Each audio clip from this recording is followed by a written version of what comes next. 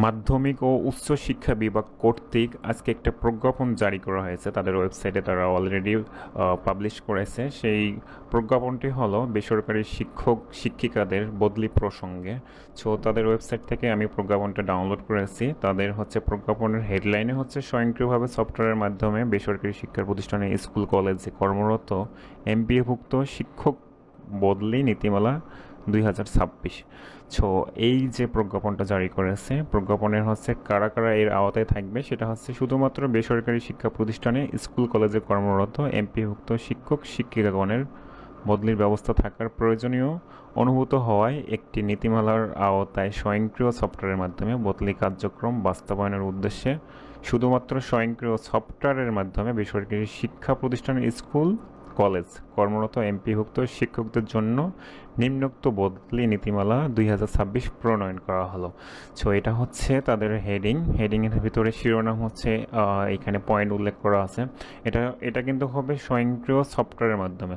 So কীভাবে স্বয়ংক্রিয় সফটওয়্যারের মাধ্যমে হবে, কোন সফটওয়্যারের মাধ্যমে হবে, পরবর্তীতে তারা আবার এই যে ওয়েবসাইট আছে এই ওয়েবসাইটের মাধ্যমে তারা জানাই দিবে যে এইভাবে এই প্রক্রিয়া থেকে আপনারা অ্যাপ্লিকেশন করতে পারবেন বা আবেদন করতে পারবেন। সো তাদের নর্মালি যে এডুকেশন ম্যানেজমেন্ট ইনফরমেশন সিস্টেম যে ইমিস যে ইএমআইএস যে সফটওয়্যারটা আছে এখানেও করতে পারে বা অন্য কোনো সাইট থেকেও তারা করতে পারে। সো এটা নিয়ে এখনই টেনশন করার প্রয়োজন নেই। যখন তারা আবার নোটিশ দিবে সেখান থেকে জানতে পারবো। এখন জেনে নেওয়া যাক যে প্রজ্ঞাপনের প্রযোজ্যতা, শিরোনাম বা শর্তাবলী কী কী আছে। আপনারা চাইলেই এই ওয়েবসাইট থেকে ডাউনলোড করে নিতে পারবেন। আমি শর্টকাটে আপনাদেরকে জাস্ট একটু হেডিং দিয়ে যাচ্ছি। এখানে শিরোনামে 2টা পয়েন্ট আছে এবং প্রযোজ্যতা কারা কারা এর আওতায় থাকবে সেটা শুধু এখানে উল্লেখ করেছে, এবং বদলি সাধারণ যে শর্তাবলী আছে কি কি শর্ত থাকবে এর ভিতরে টোটাল পয়েন্ট এখানে দেখতে পারবেন যে পয়েন্টগুলো এখানে আছে। আপনারা একটা একটা করে লাইন করে পড়ে নিতে পারবেন। এবং বদলির যে কর্তৃপক্ষ কারা তারা এখানে উল্লেখ করে দিচ্ছে যে মহাপরিচালক মাধ্যমিক এবং উচ্চ শিক্ষা অধিদপ্তর কর্তৃক বদলির আবেদন নিষ্পত্তি হবে। সো কর্তৃপক্ষ নিয়ে টেনশনের কিছু নেই। কর্তৃপক্ষ সাধারণত ম্যানেজমেন্টে যারা থাকবে শিক্ষা মাধ্যমিক এবং উচ্চ শিক্ষা বিভাগ তারাই থাকবে।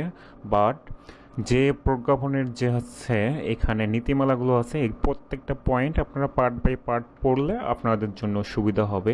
সো আমি ভিডিওটাকে লং করব না, আমি জাস্ট এখানে উল্লেখ করে দিলাম যে স্বয়ংক্রিয় সফটওয়্যারের মাধ্যমে এই যে নীতিমালা আছে তারা শুধুমাত্র স্বয়ংক্রিয় সফটওয়্যারের মাধ্যমেই কার্যক্রম প্রক্রিয়াকরণ করবে পরবর্তীতে। সো ভিডিওটি কেমন লাগলো অবশ্যই কমেন্ট করে জানাবেন। ধন্যবাদ।